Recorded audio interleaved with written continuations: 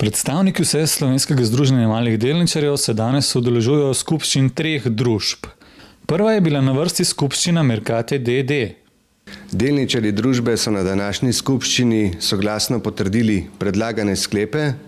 Udeležba je bila več kot 74%. Delničarji so se seznanili s poročilom nadzornega sveta o preveritvi letnega poročila in so podelili razrešnico upravi in nadzornemu svetu ter za revizijo poslovanja družbe v letu 2010 imenovali revizijsko družbo Ernst & Young iz Ljubljane. Sledila je skupščina Pozavarovalnice Sava d.d. Torej, skupščina je potekala brez kakšnih zapletov posebnih. Dejstvo je, da so določeni delničarji, predstavniki majhnih delničarjev predlagali ločeno glasovanje o zaupnici posameznim članom nadzornega sveta z namero, da bi uskladili oziroma da bi nadzorni svet odražal tudi, se pravi, da bi v strukturi nadzornega sveta bil verjetno tudi predstavnik majhnih delničarjev.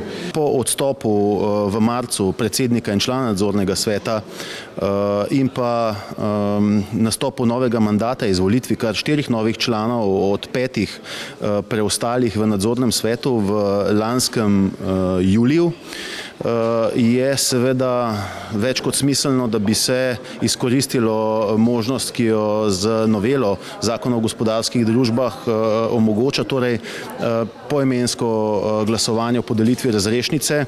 Pri tem sem posebej in izrecno pozval največjega lastnika na tej skupščini z 25% v celotnem kapitalu, je to Slovenska odškodninska družba. Glede na udeležbo na današnji skupščini, ki je bila nekaj manj kot 60%, pa so absolutno imeli možnost izglasovati praktično kakršnokoli odločitev.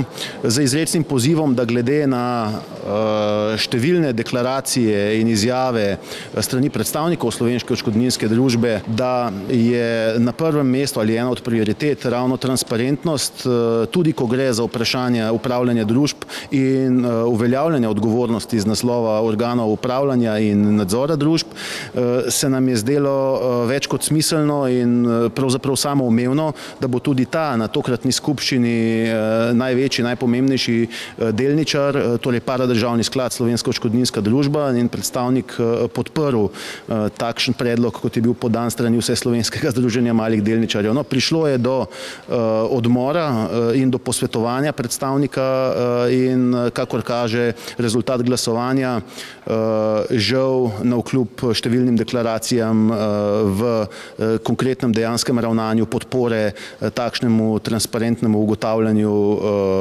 in odobravanju ali pa ne odobravanju poslovanja in dela članom nadzora, organa nadzora v tem konkretnem primeru, ni volje strani tistih, ki sicer o tem pogosto govorijo in nenazadnje tudi sprejemajo razne akte in same kodekse iz tega naslova. Dobička na žalost ni bilo.